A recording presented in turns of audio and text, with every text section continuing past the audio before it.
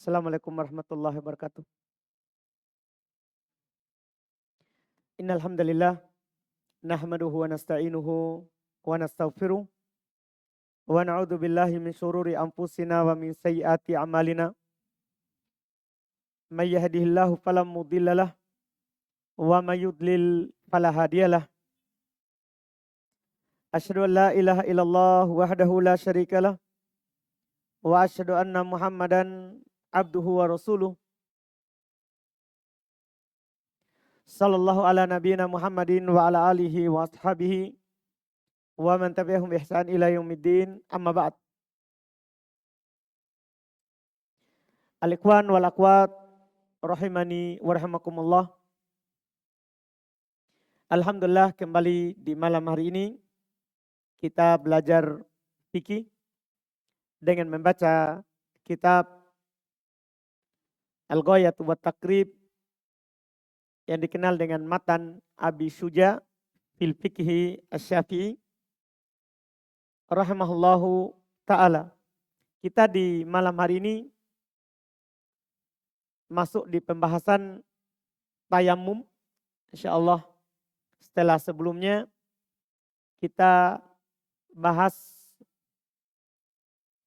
seputar mengusap di atas sepatu atau kaos kaki. Kata beliau rahimahullahu ta'ala, faslun, pasal, wa syaraitu tayammumi khamsatu asya'.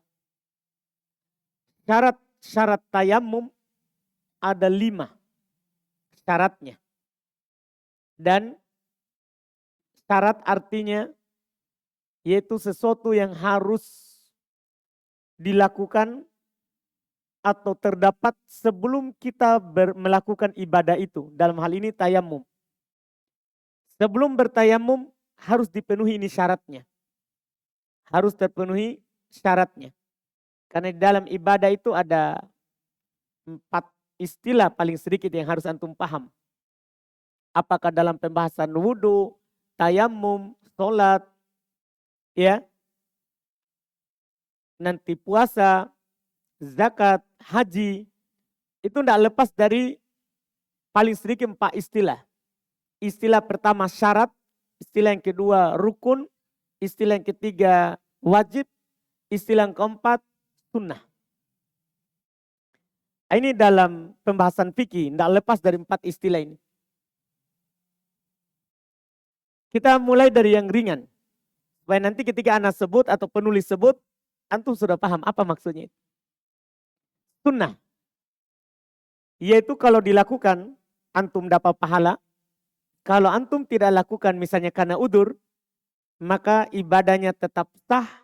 Wudhu, tayamum, sholat, puasa, zakat, haji. Kalau dibilang ini adalah sunnah, artinya antum lakukan dapat pahala. Tidak antum lakukan karena udur misalnya, maka antum tidak berdosa, ibadahnya tetap sah. Itu sunnah. Jadi kalau disebut ini sunnah, itu yang antum pahami. Ini istilah ulama fikih, karena sunnah menurut ulama fikih lawan dari wajib. Beda lagi sunnah menurut ahli tafsir. Kalau menurut ahli tafsir sunnah adalah hadits. Iya, sunnah adalah hadits. Karena lawan dari Quran hadits. Lawan dari Quran hadits. Ini kita berbicara di pembahasan istilahnya ulama fikih. Ini yang pertama sunnah. Yang kedua wajib. Wajib itu dalam ibadah apakah wudhu, tayamum, sholat, ya, nanti puasa, zakat, haji dalam bab ibadah. Wajib itu sesuatu yang harus dilakukan. Tapi kalau antum tinggalkan karena lupa, tidak sengaja, tidak berdosa. Kalau lupa, tidak sengaja. Kalau dalam sholat diganti dengan sujud sahwi. Itu kalau wajib. Kalau sholat dilupakan, maka wajib diganti dengan sujud sahwi. Kalau di luar daripada sholat yang tidak bisa diganti dengan sujud sahwi, maka harus dilakukan. Ini namanya wajib. Cuman kalau ditinggalkan karena lupa tidak berdosa. Cuman harus diganti. Harus dilakukan. Harus lakukan. Dan ibadahnya tetap sah kalau ditinggalkan. Itu bedanya, ini yang wajib. Bedanya sunnah dengan wajib, kalau sunnah tidak dosa. Terus juga tidak diganti. Ibadahnya sah. Kalau wajib, ibadahnya sah, berdosa. Kalau antum lakukan dengan sengaja, kalau tidak sengaja dalam sholat ganti dengan sujud sahwi. Ganti dengan sujud sahwi. Ibadahnya tetap sah tapi berdosa. Inilah nanti istilah ulama kita. Ini ibadahnya sah tapi berdosa. Ibadahnya sah tapi berdosa. Ini wajib. Yang ketiga ada namanya rukun. Rukun ini, rukun daripada segala sesuatu, yaitu sesuatu yang ada dalam ibadah. Dalam ibadah, yang kalau ditinggalkan batal ibadah itu. Tidak sah. Tidak sah. Nah, ini bedanya dengan wajib. Kalau wajib sah tapi berdosa. Kalau sengaja. Kalau rukun tidak sah. Tidak sah ibadahnya. Itu kalau rukun. Dan dia berada dalam lingkaran ibadah saat kita melakukannya. Misalnya dibilang baca Al-Fatihah rukun solat. Itu dibilang rukun bukan syarat. Karena dalam ibadah disebut rukun. Takbiratul ihram rukun solat. Kenapa? Kan ini sudah mulai apa? Ibadah. Itu rukun. Itu rukun. Yang keempat, istilah keempat. Supaya nanti tinggal kita pahami lagi bentuknya. Yang keempat syarat. Syarat ini sebelum ibadah dimulai. Dan hukumnya sama dengan rukun. Tidak ada bedanya. Kalau tidak ada ibadah. Tidak sah ibadah. Cuman bedanya sebelum ibadah. Itu namanya rukun. Misal dalam sholat. Kita wajib menghadap kiblat. Itu dalam ibadah atau sebelum ibadah? Sebelum. Rukun atau syarat? Itu. Harus dipahami itu. Wudu. Kan tidak ada sholat tanpa wudu. Tapi kalau antum ditanya, ini wudu syarat atau rukun? Wudu. Syarat atau rukun? Syarat. Sholat. Kenapa? Sebelum ibadah. Nah, kita masuk contoh dalam bab wudu. Itu tadi untuk mempermudah. Contoh dalam bab wudu. Dalam bab wudu yang disebutkan dalam surat Al-Ma'idah. Itu ayat 6. Terkait dengan perintah dalam berwudu. Kan disebut keempat. Kalau kalian berwudu, cucilah wajah kalian. Tangan sampai ke siku. Usaplah kepala kalian dan cuci kaki. Ini empat ini. Empat ini harus ada dalam wudu. Kalau tidak ada wudu. Ana bertanya misalnya, ini empat ini apa disebut? Rukun atau syarat? Kan dia harus ada. Rukun, kenapa? Dalam ibadah sudah masuk. Ini harus antum pahami. Dalam ibadah. Untuk berwudu harus ada air. Kalau tidak ada air baru boleh pakai tanah. Yang kita akan bahas sebentar. Tayamum. Sekarang, air. Mengambil air atau mendatangi air atau membeli air bagi orang yang mampu. Ini apanya wudu? Syarat atau rukun? Syarat, kenapa? Sebelum ibadah. Mungkin bisa dipahami? Itu perbedaan. Banyak orang samar antara syarat dan rukun. Itu saja. Banyak orang samar antara apa? Syarat dan rukun. Kalau wajib, dalam wudu gampang kalau wajib. Selain yang di ayat tadi, surah Al-Ma'idah ayat 6. Selain itu, tapi Nabi perintahkan maka wajib. Kalau dinukil dari perbuatan, maka sunnah. Itu kaidahnya. Misal, Nabi katakan, idza tawadda'ta famatmit. Kalau kamu berwudu, maka berkumur-kumurlah. Diperintah, tapi tidak ada di ayat. Apa berarti hukum berkumur-kumur? Wajib atau rukun? Kan yang rukun di ayat. Kalau wudu, yang rukun itu 4. Cuci wajah, tangan sampai siku, usap kepala, sama cuci kaki. Itu di ayat. Kan ayat cuma sebut 4. Sekarang ada hadits. Kalau kamu wudu, berkumur-kumurlah. Hadits Lakit bin Sobirah. Riwayat Imam Abu Daud. Disahihkan oleh Syekh Albani rahimahullah ta'ala. Sekarang, Nabi bilang, kalau kamu berwudu, berkumur-kumurlah. Diperintah, tapi tidak ada di ayat. Apa hukumnya? wajib berkumur-kumur. Ya kan? Nah, dalam masalah sunnah, tidak ada di ayat, tidak ada perintah dalam hadits lain, dipahamkan? Dan diperagakan oleh Nabi SAW. Maka apa hukumnya ini? Sunnah. Contoh, Nabi SAW kalau mau berwudu belum mencuci kedua telapak tangannya. Tidak ada lafaz perintah. Apa hukum mencuci kedua telapak tangan? Sunnah.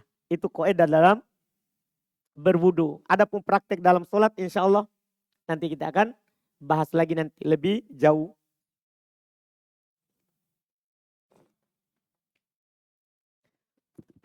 Ini Ana sebutkan dulu dari awal mumpung belum sebut.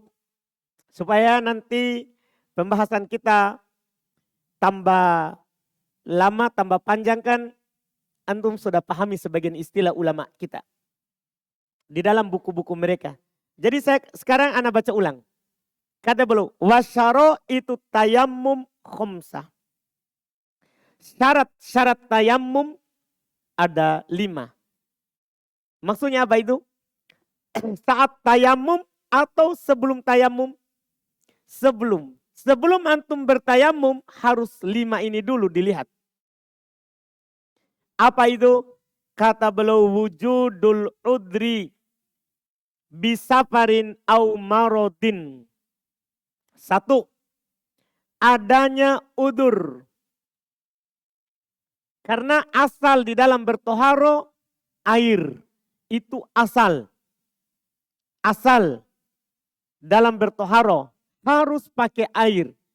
Ketika antum berpindah dari asal ke para cabang pengganti, maka alasan yang pertama harus ada antum berudur.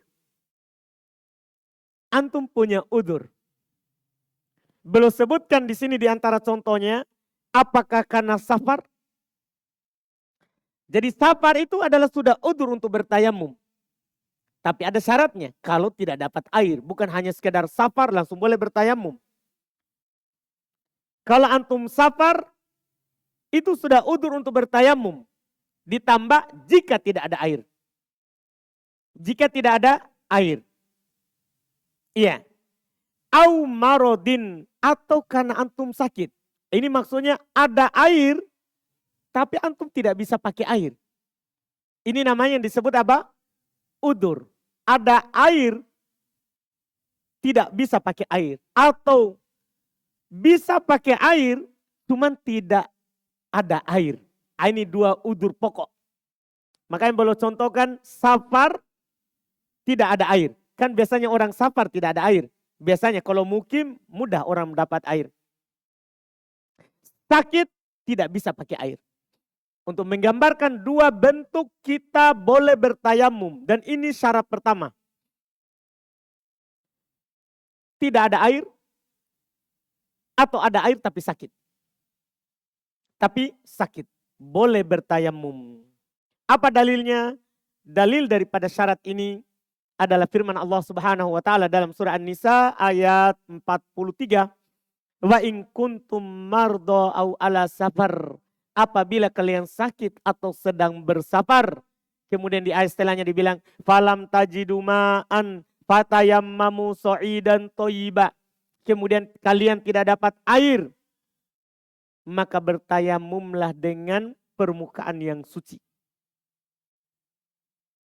Kata Ibn Abbas tafsir ayat ini, kita butuh pemahaman dari ulama salaf, dari para sahabat.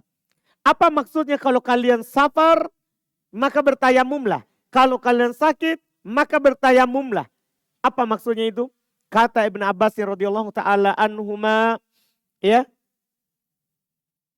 Al-makna wa in kuntum mardo fatayammamu wa in kuntum ala safarin walam tajidu ma'an fatayammamu.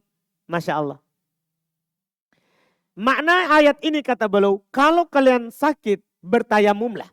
Walaupun ada air. Walaupun ada air. Kalau kalian sakit bertayamumlah. Terus wa in kuntum ala safarin, apabila kalian sedang safar, walam tajidu ma'an, dan kalian tidak dapat air, fatayammamu, maka bertayamumlah. Ini sangat jelas alhamdulillah tafsir dari Ibn Abbasin radhiyallahu taala anhuma. Kita katakan anhuma karena Ibn Abbas sendiri Abdullah sahabat, bapaknya paman Nabi SAW adalah juga sahabat. Ini syarat pertama. Antum lagi safar tidak ada air. Atau antum lagi sakit tidak bisa pakai air. Itulah syarat bolehnya bertayamum. Syarat pertama. Itu ketentuan pertama. Ketentuan kedua. Wadukhulu waktu sholat. Dan masuknya waktu sholat. Ini namanya syarat bolehnya bertayamum. Masuknya waktu sholat. Sudah adzan zuhur, saat safar, kita jamak takdim misalnya mau sholat dikedepankan, yaitu di waktu zuhur. Kita tidak dapat air, maka bertayamum boleh. Atau kita mau akhirkan, sholat zuhurnya di jamak terakhir, di waktu asar.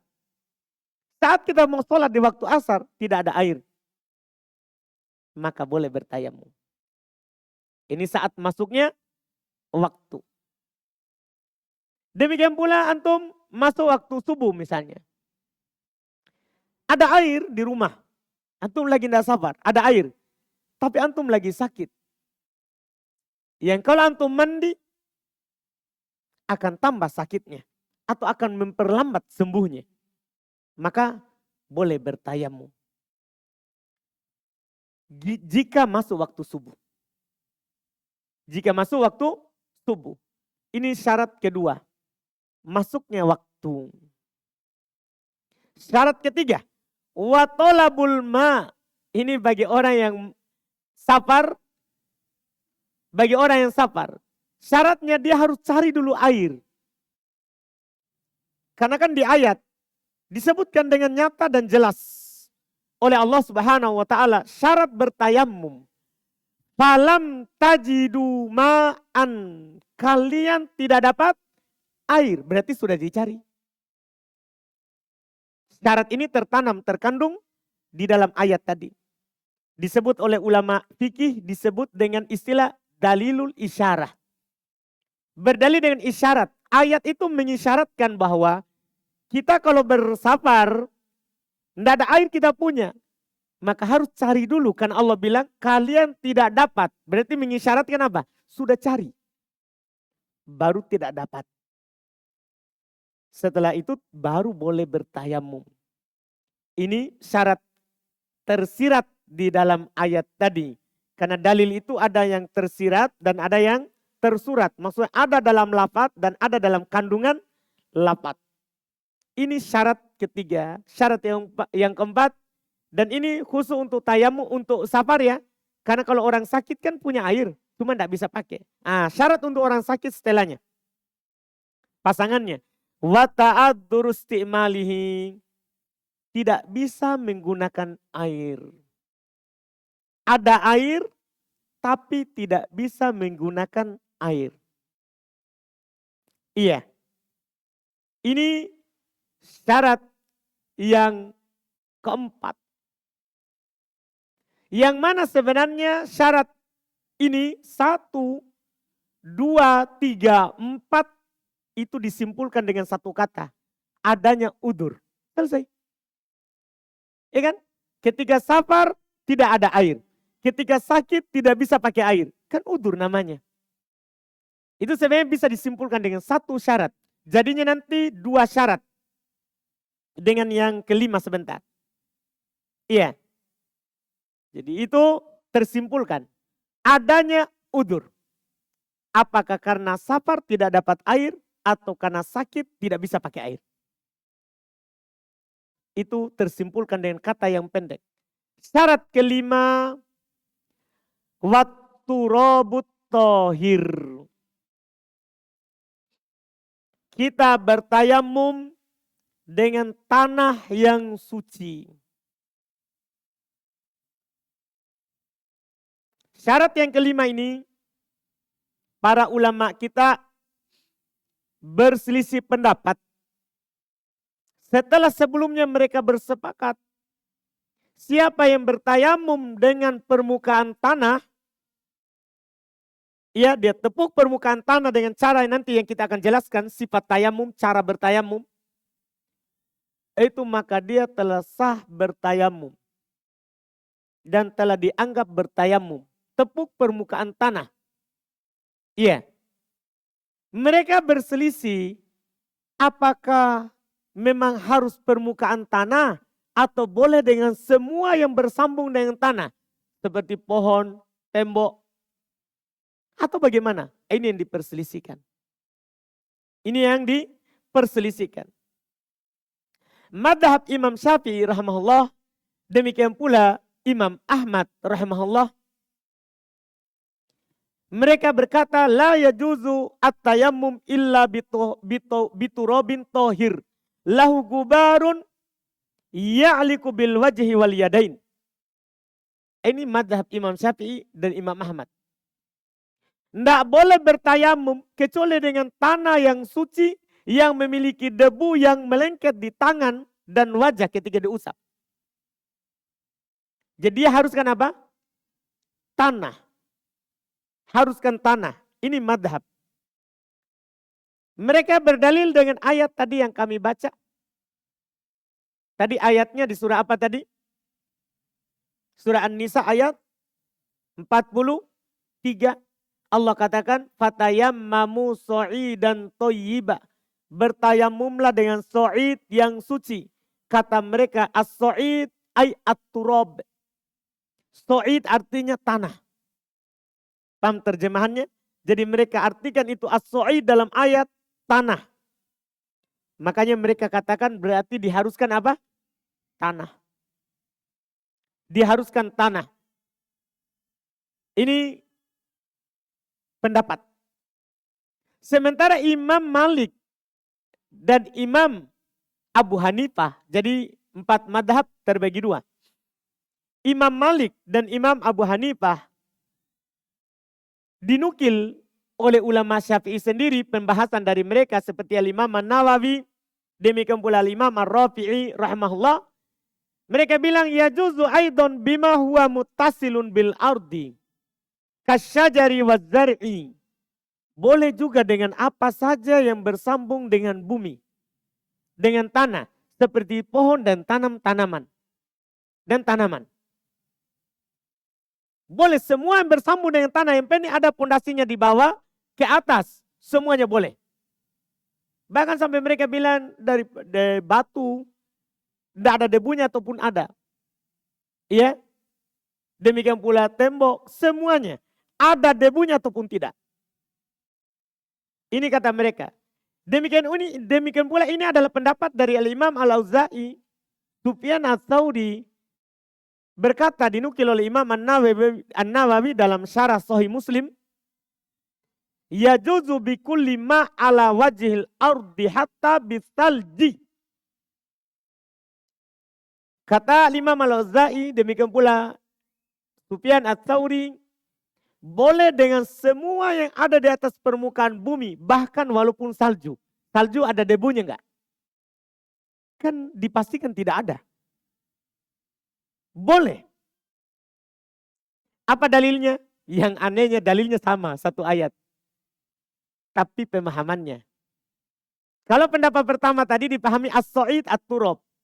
Dalilnya ayat juga tadi. Fatayammamu so'idan toyiba. Bertayamumlah dengan so'id yang suci. Apa pemahamannya? Apa sisi pendalilannya? Kata mereka as-so'id kullu ma tasaw'ada ala wajhil ard. Semua yang berada di atas permukaan bumi. Itulah as-so'id. Dan secara bahasa pun secara kamus antum bisa lihat. As-so'id artinya semua yang ada di atas permukaan. Pendapat ini berarti antum bisa bertayamum dengan punggung saudaranya antum. Boleh. Bisa antum bertayamum dengan belakang kursi. Boleh antum bertayamum dengan kasurnya antum. Yang penting berada di atas mana? Permukaan bumi. Ini pendapat. Dan ini memang ada salafnya juga. Dalil mereka sama-sama ayat. Sekarang tinggal kita membahas mana yang kuatnya. Yang kuatnya. Para ulama dari dulu sampai masa sekarang ini, masa kita sekarang ini berselisih pendapat. Memang tidak ketemu karena satu ayat dipakai. Satu ayat dipakai. Dan yang paling hati-hatinya adalah memang pendapat orang Syafi'iyah. Karena kalau tanah jelas masuk di atas permukaan bumi, itu yang paling hati-hati. Siapa mau hati-hati maka pakai tanah. Tapi kalau dia lagi berudur, tidak berada di daerah yang punya tanah, kan tidak wajib kita bawa tanah kemana-mana. Ya, maka boleh bertayamum walaupun tidak ada debunya, tidak ada tanahnya. Karena Nabi SAW pernah melakukan safar perang dan mereka safar di tanah yang bebatuan. Dan mereka bertayamum di situ. Di tanah yang bebatuan tidak ada tanahnya. Ini menunjukkan boleh kalau memang kita lagi berada di atas permukaan yang tidak ada apa? Tanah. Kita lagi berada di atas daratan yang salju. Mau cari tanah tidak ada. Boleh nggak kita bertayamum di atas permukaannya itu? Boleh. Tidak ada masalah. Tidak ada masalahnya. Ini insya Allah Ta'ala karena kompromi dari dua pendapat. Ketika kita berada di daerah yang ada tanahnya, kita bertayamum dengan tanah. Ketika berada dalam keadaan kita di suatu tempat tidak ada tanah, maka boleh bertayamum dengan semua yang di atas permukaan bumi. Dan antum insya Allah dalam hal itu tidak disalahkan. Tidak disalahkan. Ini wallahu alam terkait dengan syarat yang kelima ini yang belum sebutkan. Itu memang diperselisihkan dengan ketat di kalangan para ulama kita. Selesai syaratnya, sekarang rukunnya. Rukunnya. Wa faraiduhu arba'atu asya. Fardunya, ini rukunnya. 4 perkara. Rukunnya 4 perkara. Pertama, an-niyah. Pertama niat. Pertama niat. Kalau niat jelas. Karena tayamum adalah ibadah sama dengan wudhu. Namanya ibadah butuh pada apa? Niat. Butuh pada niat. Iya. Berdalil dengan hadits yang terkenal, mungkin antum semua sudah hafal ya. Karena ini kata Imam Syafi'i, hadits ini masuk dalam 70 bab fikih. Jadi antum akan dengar di 70 kali hadisnya. Itu hadits riwayat Bukhari Muslim dari Umar ibn Khattab. Nabi SAW bersabda, innamal a'malu bin niyah. Wa innamal likulli imri'in ma nawa. Amalan itu tergantung pada niatnya. Dan setiap orang akan mendapatkan apa yang ia niatkan. Artinya kalau tidak ada niat, tidak ada tayamum. Tidak ada tayamum.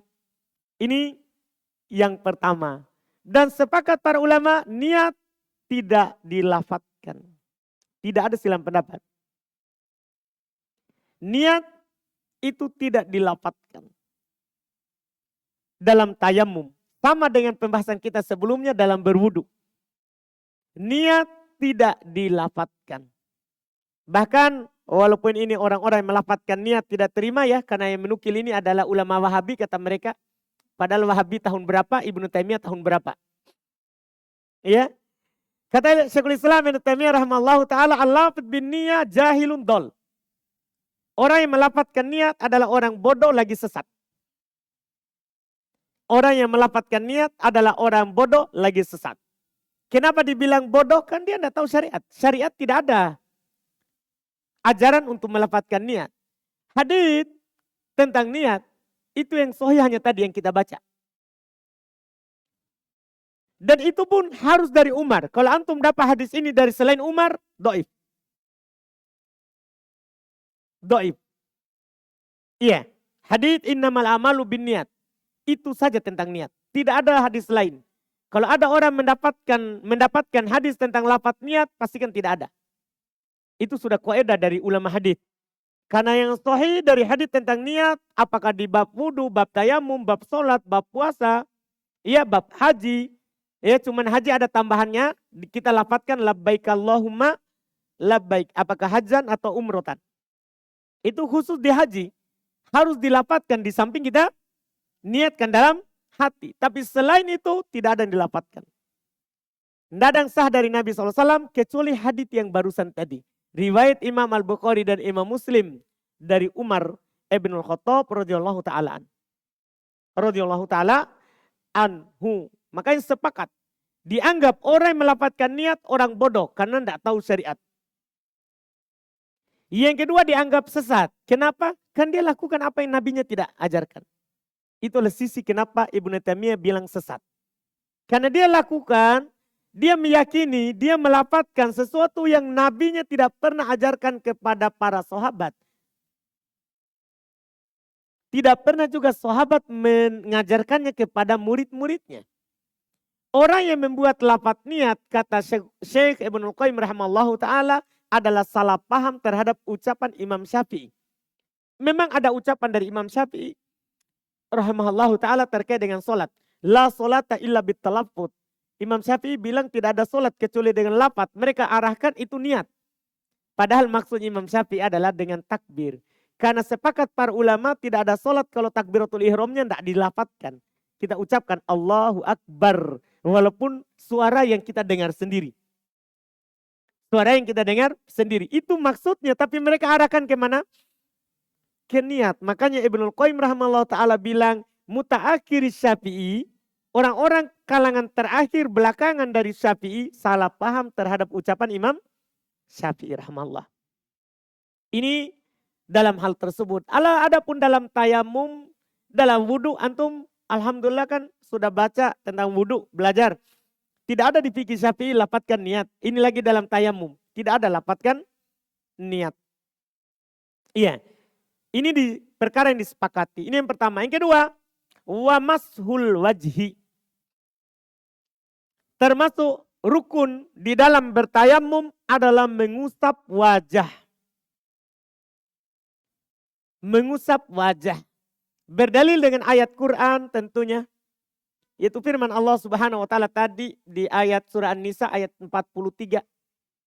Allah katakan famsahu biwujuhikum. Usaplah wajah kalian. Ini rukun dalam bertayamum. Ketika ada orang bertayamum, dia tidak usap wajahnya, maka tidak ada tayamum. Karena ini rukun, bukan wajib, bukan sunnah. Wal yadain. Demikian pula kedua tangan. Allah berfirman, wa aidikum. Dan tangan kalian. Cuman belum tambah. Ilal mirfaqoini. Sampai ke siku. Kata sampai ke siku ini yang dibicarakan. Imam Syafi'i rahimahullahu ta'ala punya dua riwayat. Tentang tayamum. Tentang tayamum. Apakah ketika mengusap tangan, kita mengusap telapak tangan saja bagian dalam dan bagian luar? Atau tangan sampai ke siku? Imam Syafi'i punya dua riwayat. Riwayat pertama, ini yang ditertulis sampai ke siku. Itu riwayat pertama. Riwayat kedua dari Imam Syafi'i adalah cuman telapak tangan. Ini dari Imam Asy-Syafi'i rahimahullah. Dari Imam Asy-Syafi'i rahimahullah. Iya. Yang dipegang oleh kebanyakan dari orang-orang Syafi'iyah seperti Al-Imam An-Nawawi rahimahullah. Demikian pula Al-Hafidh Ibnu Hajar rahimahullah. Dan yang lainnya dari ulama Syafi'i. Mereka menguatkan bahwa dalam mengusap tangan ketika bertayamum adalah kedua telapak tangan. Bagian dalam dan bagian luarnya. Yaitu batin, ini batin atau dohirnya, ini dohirnya. Ya. Bagian dalam dan bagian luarnya. Bagian dalam yang seperti ini dilakukan, bagian luarnya seperti ini. Dijalankan telapak kanan di atas punggungnya, kiri di atas punggungnya. Bagian dalam seperti yang diterangkan dalam hadits Nabi SAW. Ini dikuatkan oleh Imam Nawawi, demikian pula Al-Hafidz Ibnu Hajar. Bahkan Al-Hafidz Ibnu Hajar mengatakan Al-Umdah hadits Ammar Ibnu Yasir. Yang menjadi pokok adalah haditsnya Ammar Ibnu Yasir. Apa itu hadits Ammar Ibnu Yasir? Sebentar kita akan sampaikan setelah menyampaikan hadits yang mengatakan diusapnya 2 kali diusapnya sampai ke siku. Iya. Kita sebutkan dulu dalilnya supaya antum paham kenapa bisa ada pendapat diusapnya sampai ke siku. Iya. Mereka pakai dalil hadits dinukil dari Abdullah bin Umar radhiyallahu taala anhu. Dalam riwayat Imam Al-Hakim, demikian pula disebutkan oleh Al-Imam Ad-Daruqutni rahimahumullah. Kata Abdullah bin Umar, anna Rasulullah sallallahu alaihi wasallam qala. Rasulullah sallallahu alaihi wasallam bersabda, at-tayammum dorbatan. Sekaligus ini sebentar yang sunnahnya cara bertayamum beberapa kali pukulan ke tanah. Ini juga keterangannya nanti, hadisnya ini yang dipakai. Tayamum itu 2 kali pukulan. Dorbatun lil wajhi, 1 pukulan untuk wajah. Wa dorbatun lil yadain ilal mirfaqain. Perhatikan hadisnya. Dan 1 pukulan untuk tangan sampai ke siku. 1 kali pukulan untuk tangan sampai ke siku. Ini hadis ana sudah sebutkan tadi riwayat Imam Al-Hakim. Ya, dan Al-Imam Ad-Daruqutni. Ini dipakai oleh 1 riwayat dari Imam Syafi'i, dan juga oleh orang-orang Syafi'iyah yang mengatakan bahwa tayamum itu diusap sampai siku kalau tangan. Dan juga sekaligus walaupun nanti akan datang pembahasannya supaya langsung selesai nanti tinggal diisyaratkan. Tayamum itu dengan 2 kali pukulan dengan hadis yang kami baca tadi. Sementara pendapat lain dari Imam Syafi'i dan ini yang dipilih juga oleh kebanyakan dari ulama Syafi'i dan ini pendapat dari Imam Ahmad, Imam Malik. Artinya ini pendapat mayoritas. Bahwa bertayamum itu kalau mengusap tangan cukup telapak tangan. Bagian dalamnya dan bagian luarnya. Dan cukup dengan 1 kali pukulan. 1 kali tepuk ke tanah. Untuk wajah dan tangan. Untuk wajah dan tangan. Apa haditsnya? Dalilnya? Hadits riwayat Al-Imam Al-Bukhari dan Imam Muslim. Riwayat Imam Al-Bukhari dan Imam Muslim. Dari Ammar ibn Yasir radhiyallahu taala anhu beliau bercerita, saya pernah diutus oleh Rasulullah SAW lihajatin untuk sebuah kebutuhan. Untuk sebuah keperluan. Fa'ajnabtu. Saya pun junub dan tidak punya air. Saya pun junub dan saya tidak punya air. Fatamarraktu tamarrugud dabah alal ard. Saya pun berguling-guling seperti berguling-gulingnya hewan di atas tanah. Kan dia kira tayamum itu seperti mandi. Kan kalau orang junub kan mandi harus siram semuanya. Ya kalau junub juga kalau tidak ada air ya tayamum harus guling. Itu yang belum pahami. Sepulang dari kebutuhan itu dia ceritakan kepada Nabi SAW. Ini nanti yang menguatkan ini nanti pendapat. Dia ceritakan saya junub. Datang waktu sholat saya tidak punya air sementara saya harus sholat. Saya pun berguling-guling. Ketika itu kata Nabi SAW kepadanya. Innama yakfika. Cukup bagi kamu antakula biyadaika hakada. Untuk melakukan dengan kedua tanganmu seperti ini. Dan Nabi praktekkan dengan perbuatannya. Belum pukul 1 kali kedua tangannya ke tanah. Karena kata Ammar bin Yasir. Tsumma daraba biyadahil ard darbatan wahidatan. Nabi SAW memukulkan dengan kedua tangannya ke tanah 1 kali pukulan. 1 kali pukulan. Dan belum mengusap wajah dan tangannya. Tangannya. Dibilang dalam hadits Tsumma masaha shimala alal yamini wa dhahir kaffaihi wa wajha. Perhatikan baik-baik. Nabi mengusap kanan dengan kiri dan bagian luar kedua telapak tangannya. Sangat jelas, 1 kali pukulan dan telapak tangan. Bagian dalam dan bagian luarnya dengan kanan dan kirinya. Ini hadits. Sekarang tinggal kita bahas dari 2 pendapat Syafi'i ini. Yang mana pendapat yang kedua 1 kali pukulan dan ditepuk. 1 kali tepukan dan diusap adalah telapak tangan. Mana yang kuat? Ini kan Syafi'i sendiri mereka 2 pendapat. Yang mana pendapat yang kedua itu juga dipilih oleh Imam Ahmad, Imam Malik. Mana yang kuat? Kita lihat hadits kalau mau cari yang kuat. Pendapat kedua haditsnya Ammar ibn Yasir dalam riwayat Imam Al-Bukhari dan Imam Muslim. Pendapat yang pertama haditsnya adalah Ibnu Umar. Ibnu Umar. Riwayat Imam Al-Hakim dan Imam Ad-Daruqutni.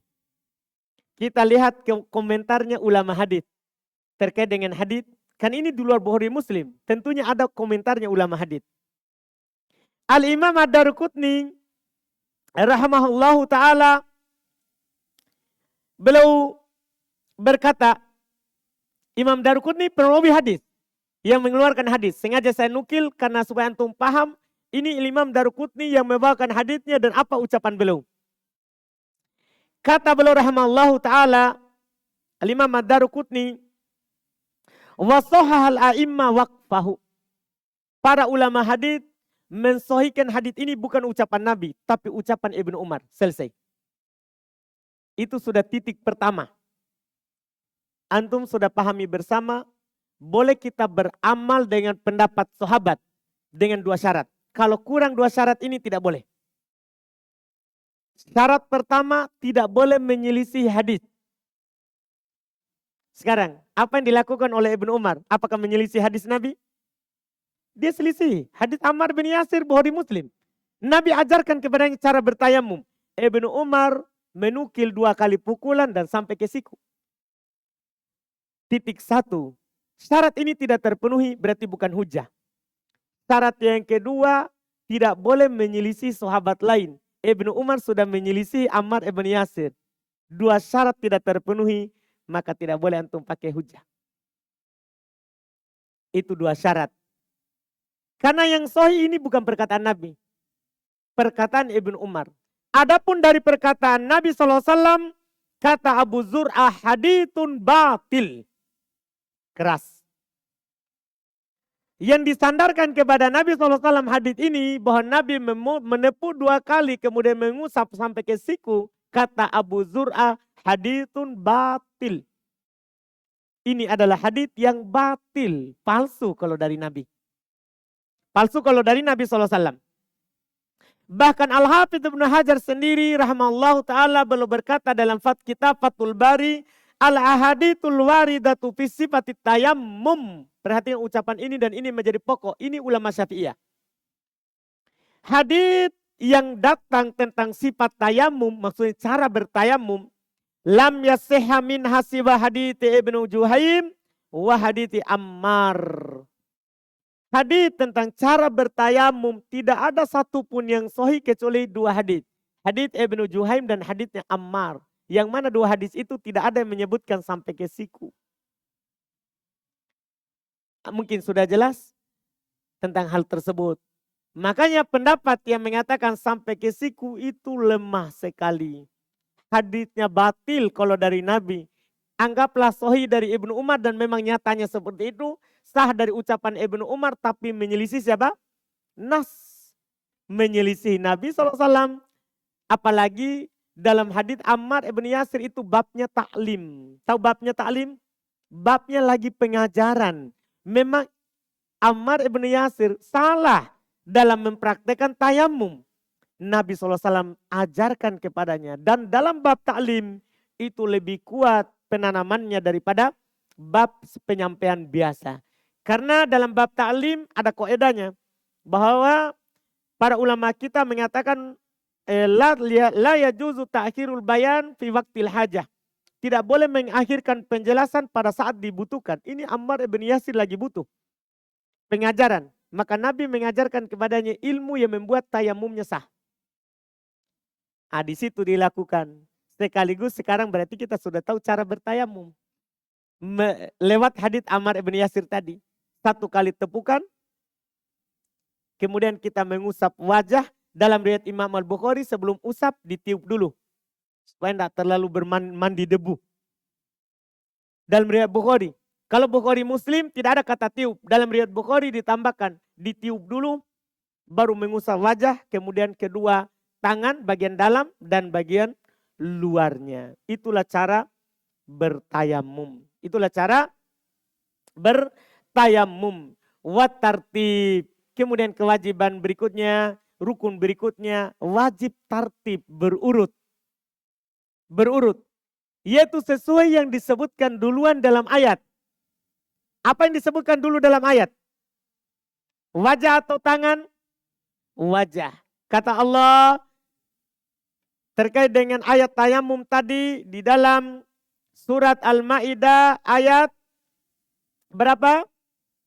Ayat 43 kata Allah famsahu biwujuhikum. Usaplah wajah kalian. Wa aidikum dan tangan kalian. Kata Nabi SAW dalam hadits riwayat Imam Muslim, abda'u bima bada Allah. Saya mulai dengan apa yang Allah duluan sebut. Kan sama dengan sofa ketika kita bersa'i. Bersa'i itu kan kita berjalan antara Marwah dan sofa. Kita mulainya dari mana? Dari mana kalau sa'i? Dari Marwah ke sofa atau dari sofa ke...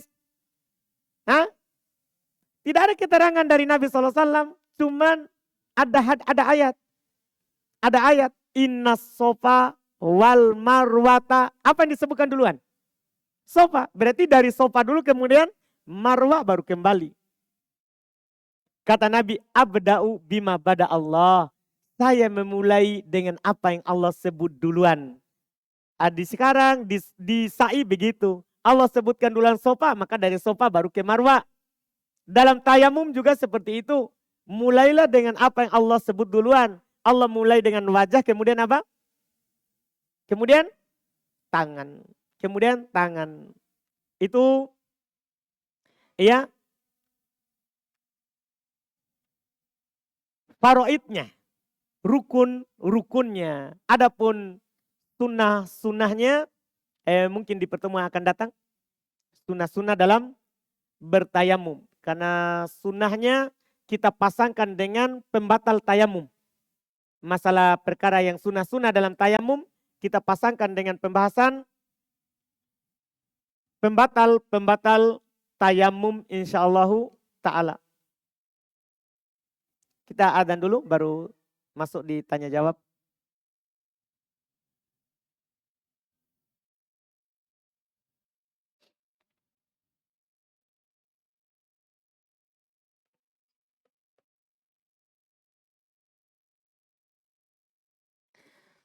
Baik, kita lanjut tanya jawab.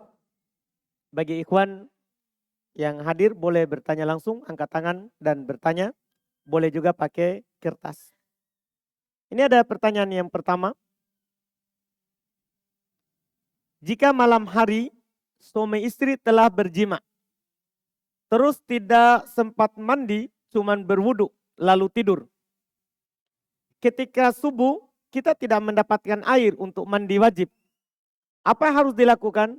Pertama kita katakan dulu apakah sudah cari. Kan tadi syaratnya kan harus apa? Cari. Ya, kalau kita sudah cari, tidak ada di rumah, apakah sudah cari di Alfamart, Indomart? Kan kalau kita mampu beli kan wajib beli kalau dalam tayamum. Ya, wajib kita beli. Jadi carinya tadi itu cari dengan tenaga atau dengan uang bisa, wajib. Itu difatwakan oleh ulama kita belakangan ini karena air sekarang kok beda dengan zaman dulu. Kalau dulu kita pergi ambil, pergi cari. Sekarang mudah kita beli. Mudah kita beli. Kalau kita sudah cari dan kita tidak dapat, boleh kita bertayamum. Itu baru datang jawabannya.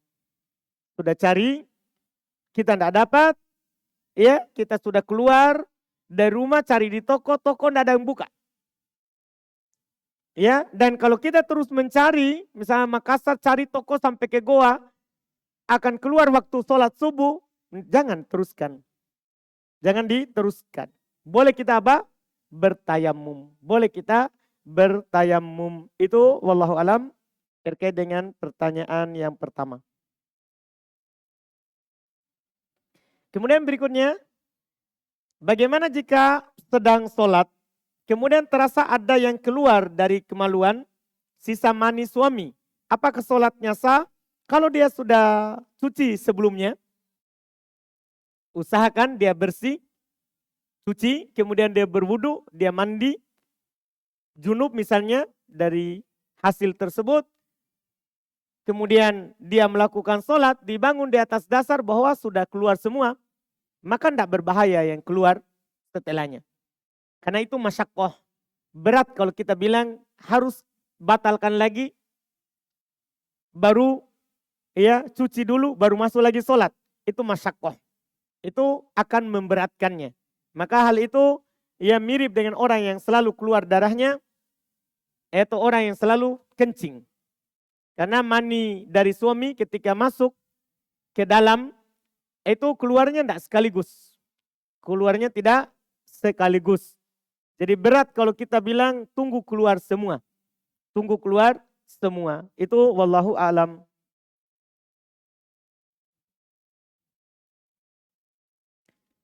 Kemudian berikutnya, apakah perempuan yang telah melahirkan akan membayar puasanya cukup dengan fidyah, memberi makan anak yatim, atau fidyah tambah membayar puasa di hari lain selain Ramadan?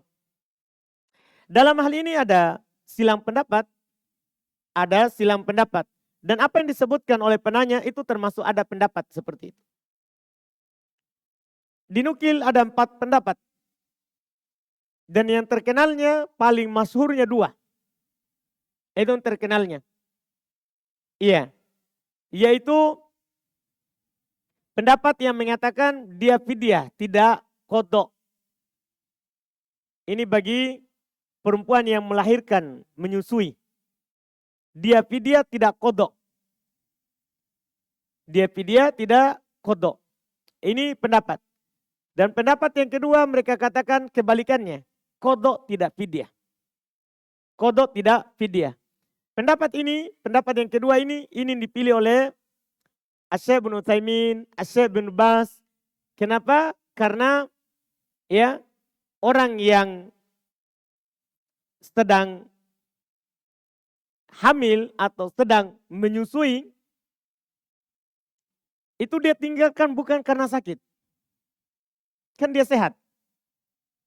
Bukan juga karena tidak mampu berpuasa seperti orang tua yang tidak mampu terus menerus. Kan kalau orang tua yang tidak mampu terus menerus, maka boleh fidyah tidak qadha.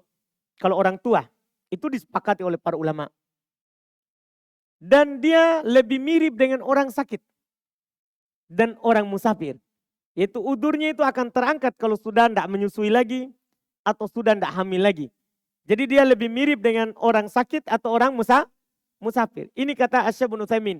Apalagi telah datang hadis bahwa Nabi SAW menggandengkan 4 golongan dalam satu hadis. Yaitu musafir, ya, sakit, demikian pula hamil dan menyusui. Kata mereka digandengkan ini menunjukkan sama hukumnya. Sama hukumnya. Wallahu alam, ini pendapat yang paling kuat, dia qadha tidak fidyah. Dia qadha tidak fidyah.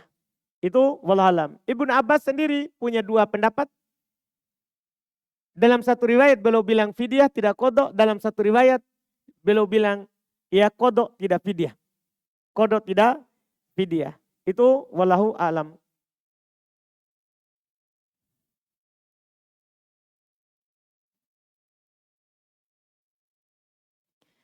Bagaimana bertayamum kalau tanahnya berlumpur?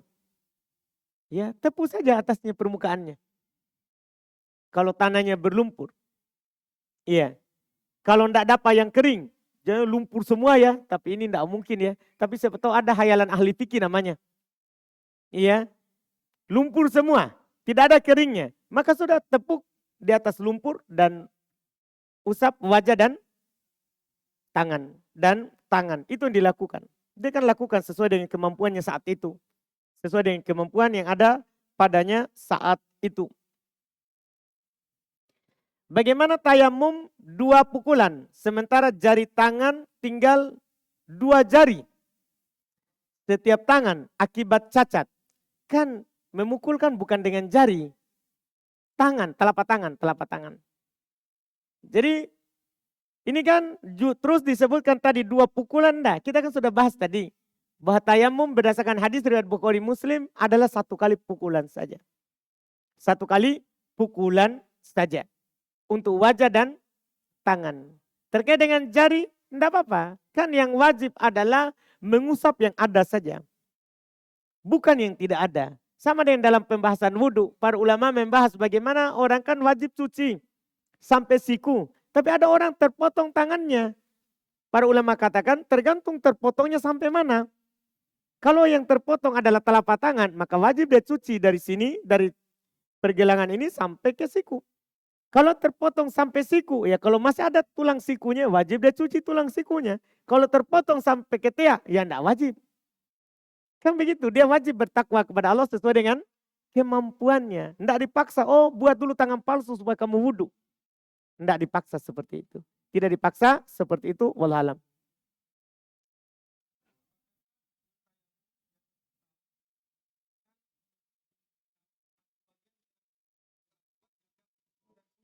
Baik.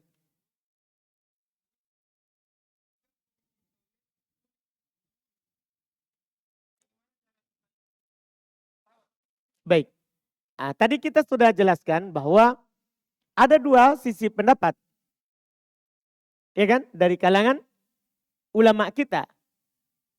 Kalau Imam Malik dan Imam Abu Hanifah, demikian pula dinukil dari sebagian salaf seperti Sufyan Ats-Tsauri, demikian pula Imam Al-Auza'i rahimahullah, ya, bahwa di dalam bertayamum itu boleh dengan semua yang ada di permukaan. Berarti di atas pesawat tidak ada masalah. Tidak ada masalah, iya kan? Tidak ada masalah karena juga berada di mana? Di permukaan bumi. Boleh. Tapi kalau pendapatnya antum pegang pendapat Syafi'iyah, dan juga Imam Ahmad tadi, kan harus tanah. Berarti tidak sah tayamum di atas pesawat. Nah, bagaimana caranya? Ya antara 2, 1 boleh berwudu. Karena tidak ada tanah. Kalau pendapat mereka. Boleh berwudu. Kan boleh wudu dari pesawat 1 kali. Kan tidak harus 3 kali dalam wudu. Yang wajib adalah sekali. Masalah kaki, siapa tahu kita lagi pakai kaos kaki atau pakai sepatu kan tidak harus dicuci. Dia boleh diusap. Itu kan ringan kalau di pesawat jadinya. Itu cara pertama. Cara kedua, jalan keluarnya bagi pendapat ini, tidak usah tayamum di atas pesawat. Kecuali darurat. Maksudnya itu gimana itu? Yaitu misalnya gini, kita dari Makassar ke Jakarta. Kalau kita terbangnya, setelah masuk waktu duhur, kan langsung saja sholat duhur, kemudian jamaah asar. Tidak kena di pesawat. Atau terbangnya sebelum duhur jam 11 misalnya, maka jangan sholat di atas pesawat. Takhir, kan boleh jamaah takhir ke waktu asar. Paham kan? Demikian pula kalau kita safar panjang, misalnya kan orang yang paling sering adalah umroh. Kan terbang dari Jakarta setelah duhur, biasa rata-rata. Maka sholat langsung saja jamaah qashar, duhur sama asar, jamaah takdim. Setelah itu kan nanti sampai di Jeddah jam 9 malam, kan dia mundur waktunya. Perbedaannya dengan Indo dengan kita 5 jam. Mundur, pasti kita dapat maghrib isya di sana. Tidak usah sholat di atas pesawat, kan boleh diakhirkan maghrib dari ke waktu isya. Jadi tidak perlu tayamum jadinya kalau pendapat mereka. Kecuali darurat, misalnya antum dari Jeddah malam, kan otomatis sampainya di sini sudah pagi di Jakarta. Maka ini darurat namanya, antum lakukan di atas sesuai dengan kemampuan antum. Kalau tidak bisa wudhu ya tayamum dengan apa yang ada, baru sholat subuh. Bersolat subuh itu boleh karena apa?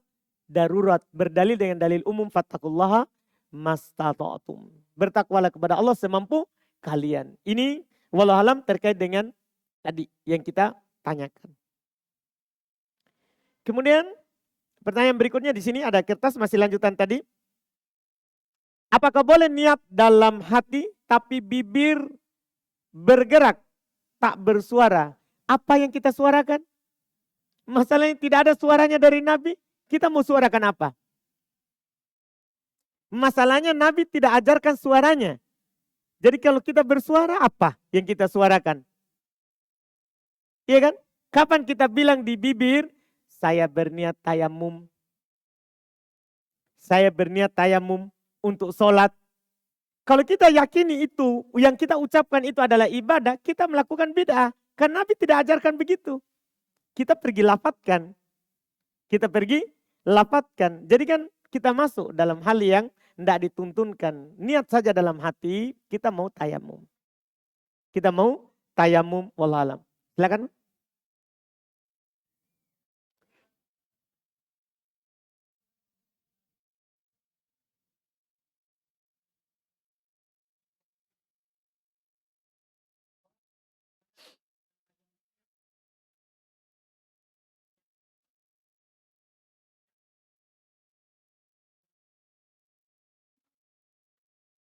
Baik, Masya Allah. Pertanyaan pertama, bagaimana orang kalau dia sudah mencari air, tapi airnya tidak suci. Tapi tadi dia bertanya, dia isyaratkan tidak sucinya kotor gitu ya. Ini yang mengkotorinya apa, Pak?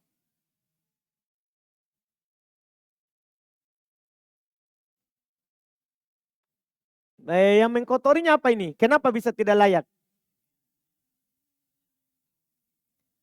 Air sawah, berarti kan mengalir dari mata air sudah keruh. Kan begitu? Keluar dari tanah sudah berubah memang begitu. Kan boleh, Pak. Tidak ada masalah. Kan air itu suci dan mensucikan kalau itu adalah turun dari langit atau keluar dari bumi. Walaupun rasanya ya atau warnanya. Yang tidak boleh nanti itu kalau warnanya sudah dicampuri dengan zat lain. Misalnya ada air bersih campur dengan teh. Nah, ini jadi suci tapi tidak mensucikan. Iya kan? Ya, atau campur dengan najis, maka ini tidak mensucikan sama sekali. Karena sudah najis. Kan begitu. Kalau hanya air sawah, tidak ada masalah. Kemudian pertanyaan kita yang kedua tadi terkait dengan apa?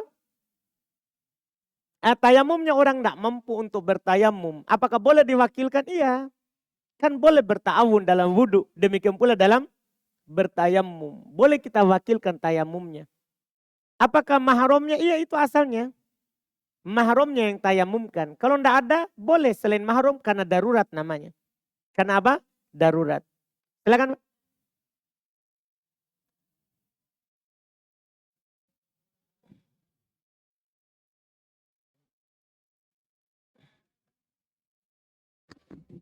Bismillah, saya ada 2 pertanyaan Ustadz. Silakan.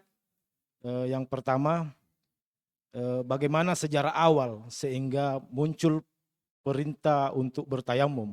Apakah Nabi sakit, tidak ada air, atau beliau lagi syafar? Masya Allah. Itu yang pertama.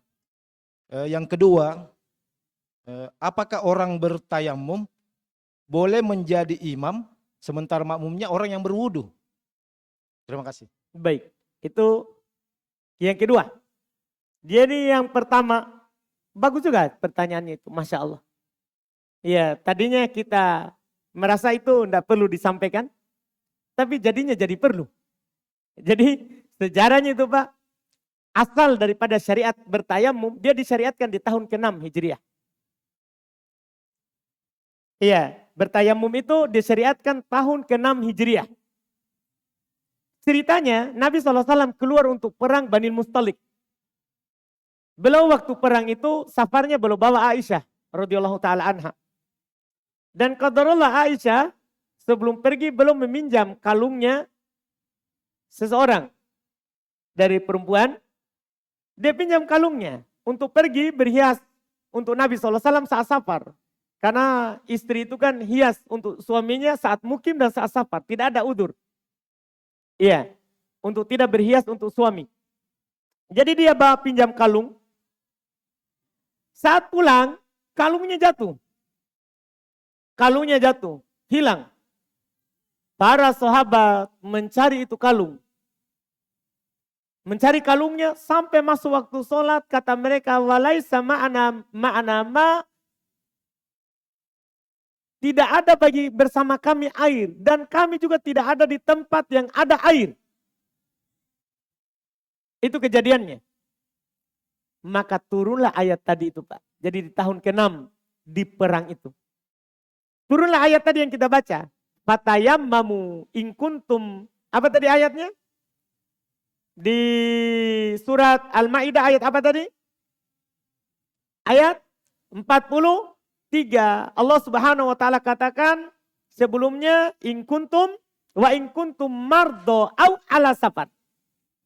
Jika kalian lagi sakit atau sedang safar, turun ayat itu. Falam tajidu ma'an fatayammamu dan toyiba. Kalian tidak dapat air, maka bertayamumlah dengan permukaan yang suci. Itu sejarahnya Pak. Di tahun ke-6 Hijriah. Setelah Nabi hijrah dari Makkah ke Madinah. Disyariatkan pas di perang itu. Pas di perang itu. Iya, ini alhamdulillah. Pertanyaan yang kedua tadi. Ada orang? Sekarang apakah sah sholatnya imam dia bertayamum sementara makmumnya apa? Wudu dengan air. Sah.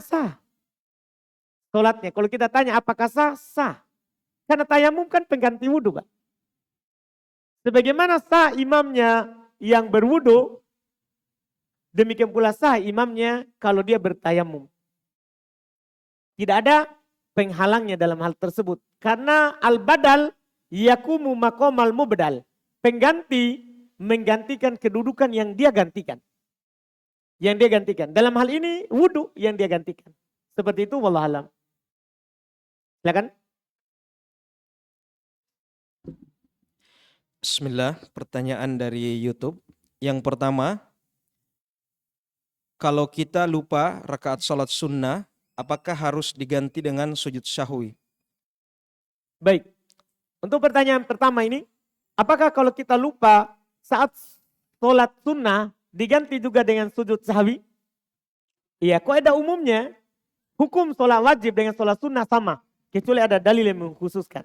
Dan dalam sujud sahwi tidak ada dalil yang mengkhususkan. Jadi kita juga sunnah kita ganti dengan sujud sahwi. Wallahualam.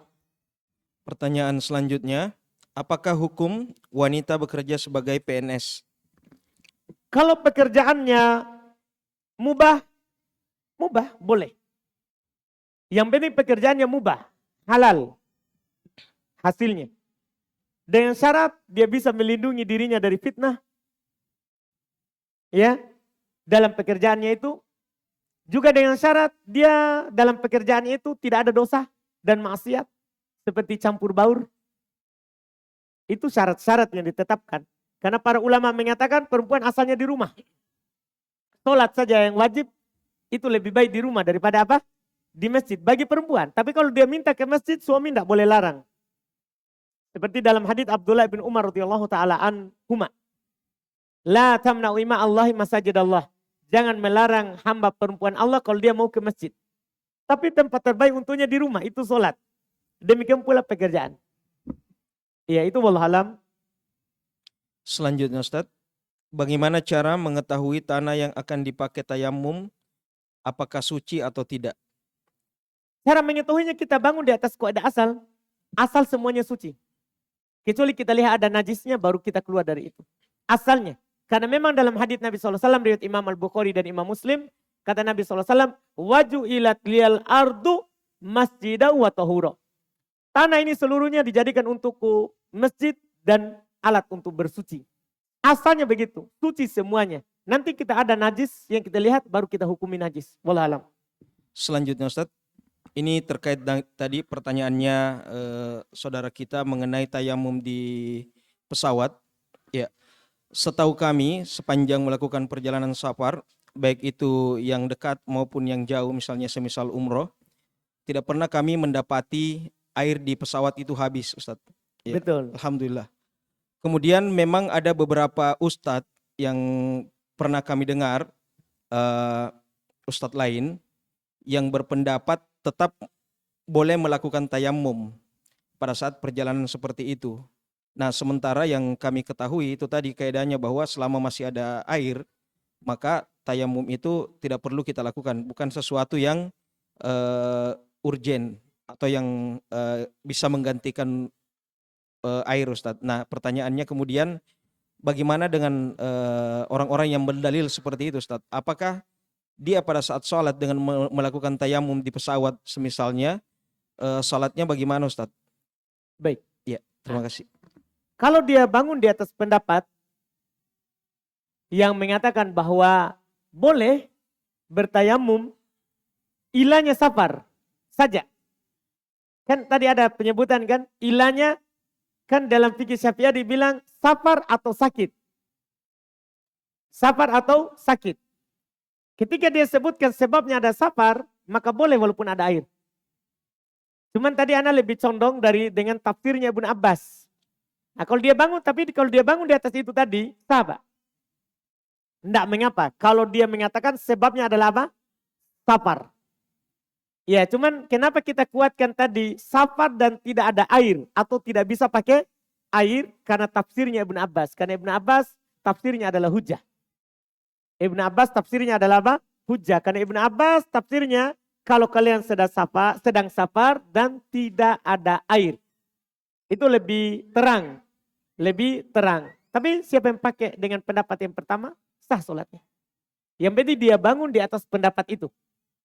Dan dia yakin itu yang benarnya. Dia yakin itu yang benarnya. Memang ada pembicaraan, cuma Ana langsung bawakan athar Ibnu Abbas supaya putus pembicaraan antara kita. Karena ucapan kita bukan hujah. Hujah itu adalah ucapan Allah, ucapan Nabi dan para sahabat. Jadi ketika kita nukil ini tafsirnya Ibnu Abbas, memutus itu tadi perselisihan yang ada. Karena perselisihan itu diangkat dengan Quran dan Sunnah dan ucapan dari para sahabat. Ucapan dari para sahabat itu wallahualam. Tapi kalau dia bangun, tetap kita katakan. Kalau dia bangun di atas pendapat ilahnya safar saja, sah. Sah wallahualam. Kemudian ada pertanyaan sini. Apakah seorang wanita yang safar sendirian tanpa mahram dengan jarak Bantaeng Makassar itu dapat dikatakan berdosa sekalipun dengan udzur safarnya untuk menuntut ilmu dalam kurung kuliah? Iya. Bantaeng Makassar berapa kilo? Berapa kilometer? Siapa yang tahu?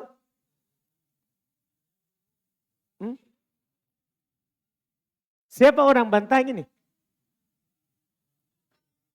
Tidak ada ya. Berapa Pak? 200 lebih. Wah sepakat kalau itu jarak safar. Itu yang dipastikan dulu. Jadi kenapa Anda tanya begitu? Karena harus dipastikan dulu apakah dia jarak safar atau tidak. Karena gini, di bawah 80 kilo itu diperselisihkan. Tapi kalau sudah di atas 80 kilometer, itu sudah sepakat kalau itu adalah jarak safar. Di bawahnya diperselisihkan, mayoritas bukan safar kalau di bawah 80. Syekhul Islam Ibnu Taimiyah mengatakan safar, yang penting urupnya orang bilang situ safar. Berarti Bantaeng sepakat safar, karena sudah masuk jarak safar. Nah, ketika masuk jarak safar, Nabi SAW bersabda, La yahillu limro'atin tu'minu billahi wal yaumil akhir. Tidak halal untuk seorang perempuan yang beriman kepada Allah dan hari akhirat untuk bersafar tanpa mahram. Tidak halal, berarti kalau ada orang safar tanpa mahram.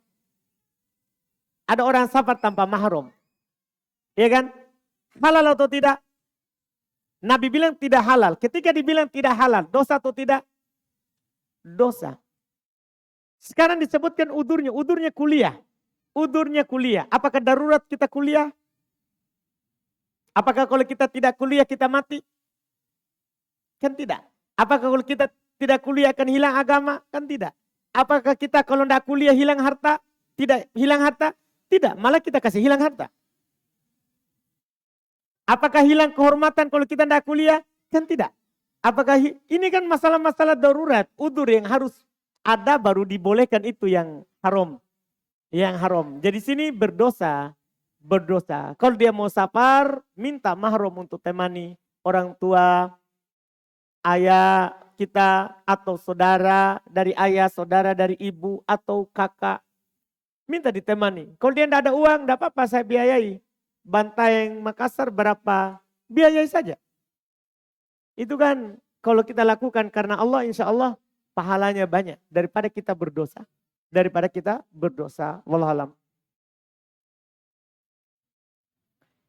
Kemudian berikutnya, jika kita memulai usaha dengan modal pinjaman dari bank, apakah hukum ribanya akan tetap ada walaupun utang di banknya sudah lunas?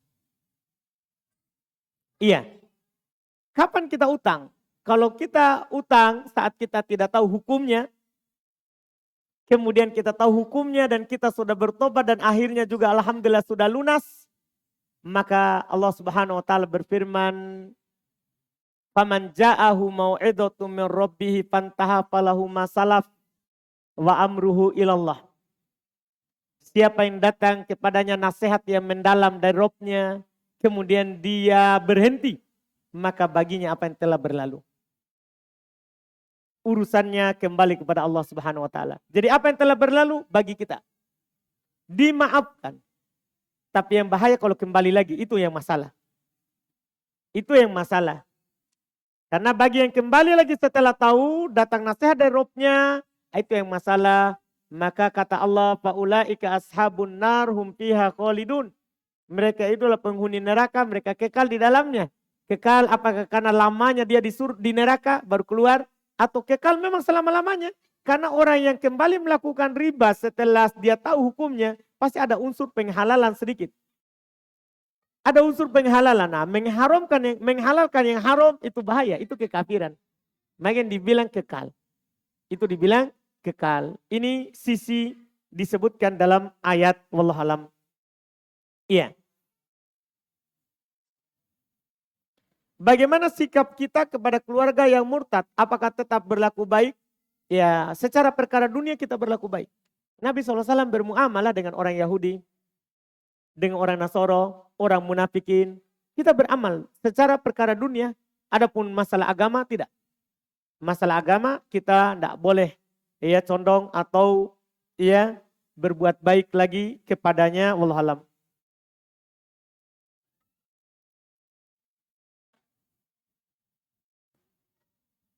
Ini ada pertanyaan, katanya Ustadz tadi katakan ada 4 rukun tayamum. Tadi kan rukun faraidnya 4.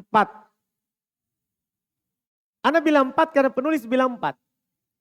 Tapi dia bilang, Ana dengar tadi hanya 3 Ustadz. Coba kita lihat. Pertama niat, kedua mengusap wajah, ketiga mengusap tangan, keempat tertib. Kan sama, semuanya disebutkan. Kita tidur.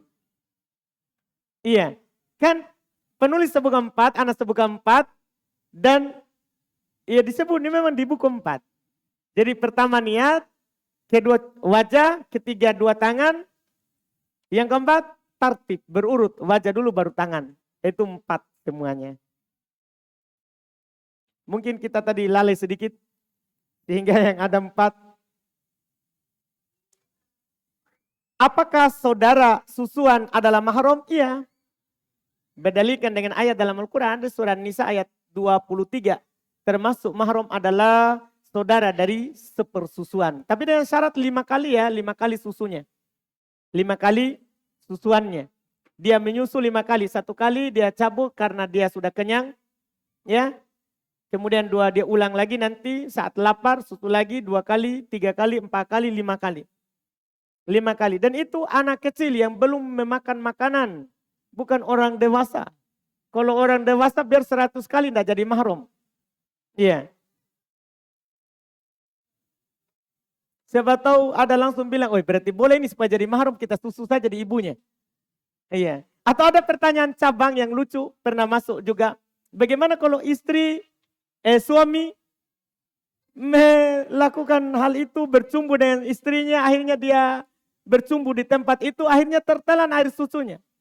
Apakah jadi mahramnya kan dia menyusu? Enggak, itu bayi besar. Iya. Itu dia sudah mahram dengan akad. Sudah mahram dengan akad. Tidak berlaku lagi itu. Tidak berlaku lagi itu. Baik, balik si anak muda.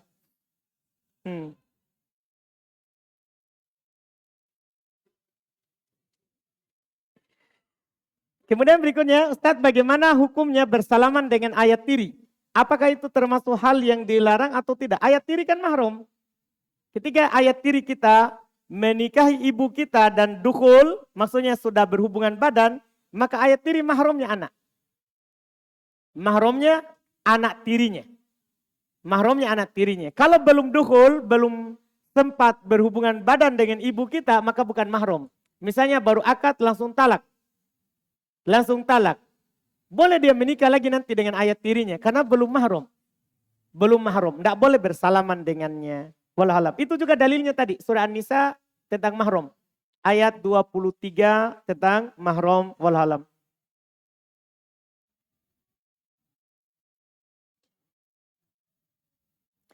Ustadz, bagaimana hukumnya menonton kajian secara live di rumah sementara dalam tidak menutup aurat, seperti hanya memakai baju daster saja? Itu namanya sudah menutup. Kan aurat orang, hijabnya seorang perempuan di rumah itu adalah rumahnya. Hijab itu kan hijab syar'i itu ada dua penggunaannya. Hijab syar'i maksudnya menutup semuanya ketika keluar rumah. Kalau di rumah hijabnya adalah rumahnya, tembok rumahnya. Tembok rumahnya. Jadi kalau dia hanya pakai daster, tidak ada masalah. Walaupun kalau mau mengagungkan lagi ilmu, dia pakai juga jilbab, itu lebih sempurna. Itu apa? Lebih sempurna. Wallahu a'lamu.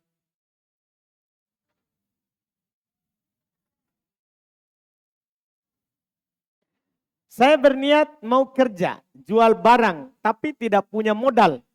Nah, ini masalah ini. Adik saya mau meminjamkan uangnya untuk dagang, tapi ambilnya dari bank yang disimpan uangnya.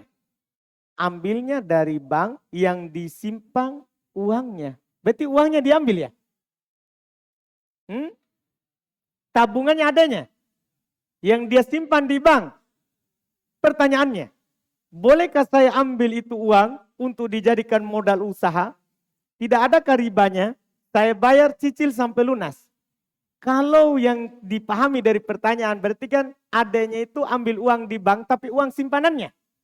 Kalau itu yang dimaksud, tidak ada masalah. Sama dengan dia keluarkan uang dari kasurnya. Sama. Iya, tidak ada ribanya. Yang masalah itu kalau dia adanya pinjam uang bank, kemudian dia kasih modal ke kita. Itu yang masalah. Itu yang masalah, kan nanti ada sistem bentuk ridho terhadap dosa, itu kan bahaya. Itu kan berbahaya, wallahualam. Bagaimana hukumnya menjual celana pendek olahraga yang kelihatan aurat bagi laki-laki? Jazakumullah khairan. Iya, yang berarti di atas lutut. Tapi siapa tahu dia pakai lagi lapis. Karena saya pernah melihat ikhwan main futsal. Memang dia pakai di luar olahraga celana itu, tapi dia pakai lagi di dalam. Kan tidak kelihatan jadinya. Tidak kelihatan jadinya auratnya. Kalau lutut kan aurat ringan. Paha juga itu adalah aurat apa? Ringan. Nabi SAW tersingkap, masuk Abu Bakar belum dah tutup pahanya. Masuk Umar belum dah tutup, masuk Utsman belum tutup. Belum tutup. Ini menunjukkan bahwa itu diringankan. Itu diringankan. Wallahualam. Silakan. Anak tiri.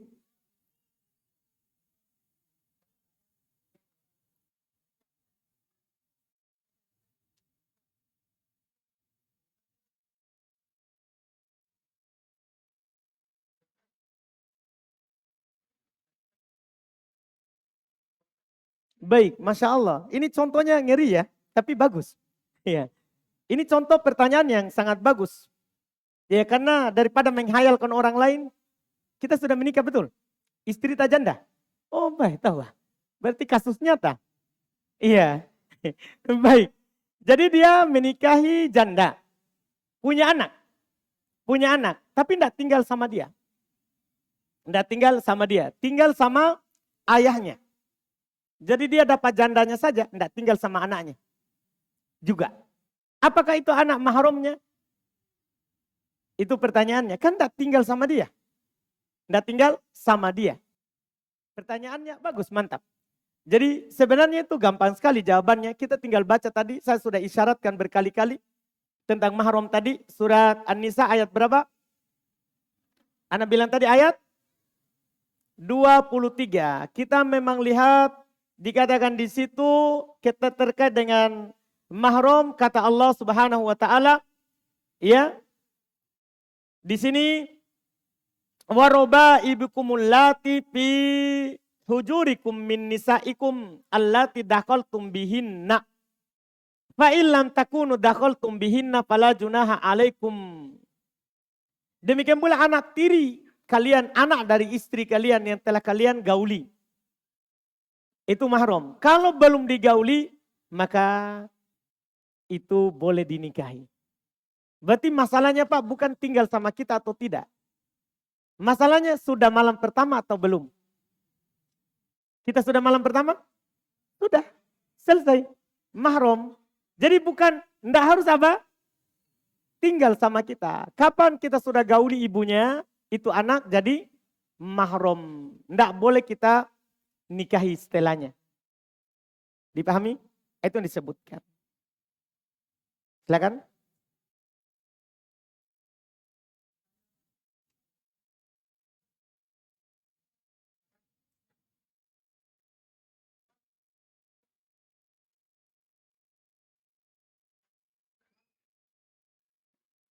Masya Allah. Kasus lagi. Kita lagi yang punya ini. Oh bukan. Baik. Iya. Ya, katanya dia menikah dengan seorang janda. Janda lagi ya. Jadi janda ini dia menyusui seorang anak perempuan. Oh seorang anak laki-laki. Kan anak laki-laki ini kan mahramnya ibu tadi. Karena disebutkan di situ ya oleh Allah Subhanahu wa taala di sini wa ummahatukumul lati arda'nakum. Termasuk mahram adalah ibu yang menyusui kalian. Ini contoh pas kasusnya. Jadi ini ibu yang menyusui ini anak, mahramnya ini anak. Sekarang masalah berikutnya. Ini yang ditanyakan ya. Jadi ini laki-laki menikah dengan siapa? Perempuan lain. Tentu bukan ibunya, ibu susuan tidak boleh nikahi. Dia menikah dengan seorang gadis. Apakah ini gadis yang dinikahi oleh anaknya mahram bagi siapa? Bapak tiri. Bukan ibunya. Kan ibunya kan mahram sama itu anak. Kalau istrinya itu anak, ya tidak perlu bilang mahram karena perempuan. Ini yang masalahnya adalah bapak tiri dari anak dari sepersusuan. Apakah mahram untuk istri dari anak sepersusuan? Dipahamkan? Berarti kan mantu dari anak sepersusuannya istrinya. Apakah mahramnya si bapak tiri? Nah, itu jadi pertanyaannya. Iya. Kalau dilihat dari di sini disebut ya ayat sebelumnya. Dibilang di sini di sini mana tadi? Oh ya, paling akhir. Paling akhir. Di sini dibilang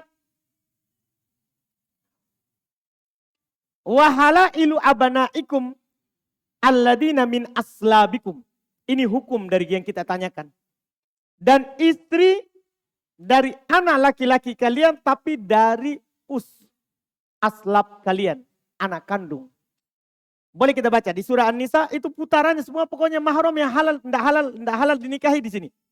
Ini penting sekali, ini ayat pokok. Tentang hukum seputar apa? Mahram. Sekarang kita lihat. Dibilang di situ istri anak kandungmu. Berarti antum paham dari mana? Antum bisa paham di situ? Berarti istri anak tiri atau istri dari anak sepersusuan, apakah mahram? Kan enggak. Dibilang di sini apa? Istri dari anak kandung. Paham berarti? Alhamdulillah. Baik. Antum masih kuat? Masih ya? Masih? Masih alhamdulillah. Di sini ada lagi pertanyaan. Lagi rame akhir-akhir ini anak sekolah terima rapor kemudian membawa hadiah untuk guru-guru berupa makanan dan kue-kue. Apakah pemberian ini terlarang? Iya, terlarang, sebaiknya tidak dibuka. Karena kecuali dia sudah tamat, terima ujian akhir, terima ijazah, tidak akan ada lagi hubungan dengan sekolah, itu ada unsur boleh. Adapun terima rapor, jangan. Karena nanti ada kecondongan gurunya terhadap yang paling enak kuenya. Itu ditutupnya di situ. Nanti dia tidak adil sama anak yang lain. Dia tidak adil sama anak yang lain. Sebaiknya pintu itu tidak dibuka. Sesuai Fauzan memfatwakan itu haram, tidak boleh. Tidak boleh. Itu juga Ustadzul juga fatwakan tidak boleh juga. Di sekolah kita juga tidak boleh. Tidak boleh memberikan guru ataupun satpam sekolah bentuk apapun. Karena nanti anak tak atau mobil tak kalau datang dia yang perhatikan. Nah ini sering bawa kue ini. Iya itu jangan. Dan dibuka. Dan memang kalau sekolah yang kita punya memang larang. Memang larang karena hal itu tidak boleh. Apa hukumnya menjual barang KW Ustadz? Kalau kita jelaskan kalau itu barang palsu. Iya, jelaskan itu bukan asli. Tidak ada masalah. Masalah orang kasih palsu itu kan masalah pabrik. Bukan lagi kita yang menjualnya. Itu wallahu a'lam.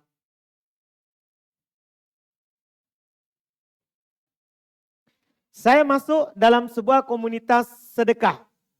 Di mana yang teman-teman yang membentuk komunitas ini menamakan komunitas ini dengan sebutan tim hebat. Bagaimana pendapat Ustadz tentang penamaan yang seperti ini? Nama tidak ada masalah. Nama tidak ada masalah. Mau bilang tim hebat, tim kuat. Ya, tidak ada masalah dengan namanya. Yang penting jangan bangun loyalitas, cinta dan benci di atas nama itu. Itu yang masalah.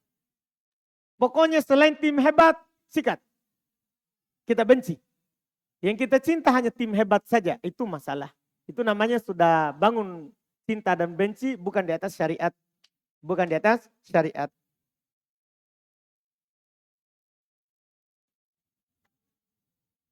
Ini ada pertanyaan berikutnya. Sabar, ini sisa 2 alhamdulillah. Iya. Terkait dengan materi pekan lalu. Apabila anak safar batal wudu. Apakah anak wudu sempurna dan mengusap kup atau berwudu cuman mengusap kup? Ya kita sudah bilang berwudu sempurna dan mengusap kup, mengusap sepatu. Tidak boleh hanya mengusap sepatu saja, itu namanya tidak berwudu. Itu namanya tidak berwudu. Jadi kita, kan Nabi kan dituangkan oleh Al-Mughirah air, belum berwudu sempurna. Pada saat kaki Al-Mughirah mau buka sepatunya, Nabi bilang jangan. Saya pakai dalam keadaan saya sudah bertoharoh. Dan Nabi usap di atasnya. Nabi usap di atasnya. Baik, ini satu lagi. Apa boleh sholawat ada irama? Kalau kita tidak iramakan itu lebih baik. Itu lebih baik. Itu wallahualam. Baik. Ada kemarin anak janji hadiah sebelum anak lupa. Tidak ada orangnya. Disimpankan lagi nanti karena sudah janji. Iya. Kemudian ini ada 2. Siapa mau dikasih hadiah? Kita angkat tangan tadi atau turunkan lagi? Ini ada 2. Ada 1 semua tentang jenazah, 1 sifat wudhu. Siapa yang mau dikasih hadiah? Baik. Yang kita mau atau tidak? Karena habis angkat turun. Iya. Yang paling belakang? Baik. Syarat tayamum tadi ada berapa? Ada 5. Oh mantap, betul 5. 1. ada udur. Karena safar atau sakit. 2. Tidak bisa pakai air. Terus tidak dapat air.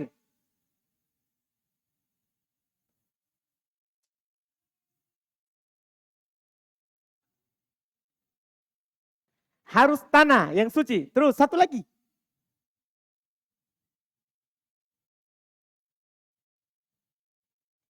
Satu lagi.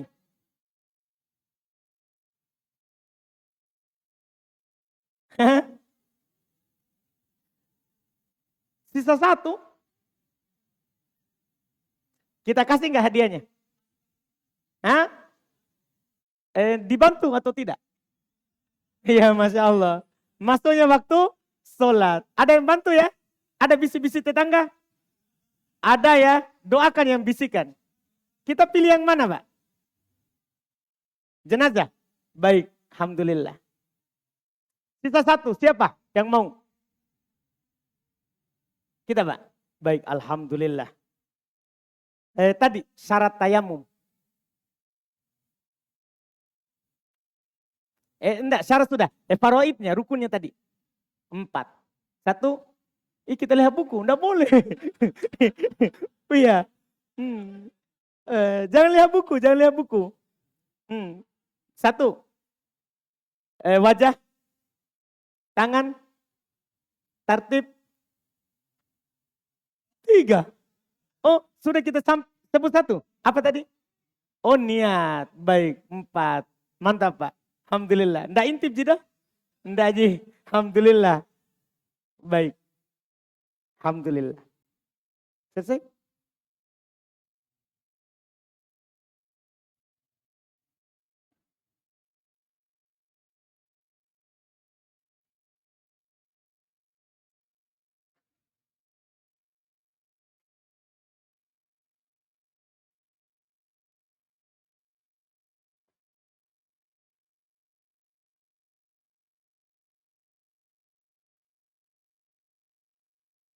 Enggak.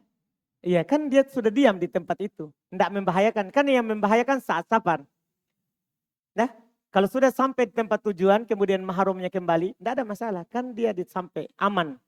Kan safar itu perempuan haram tanpa mahram karena bahaya di jalan.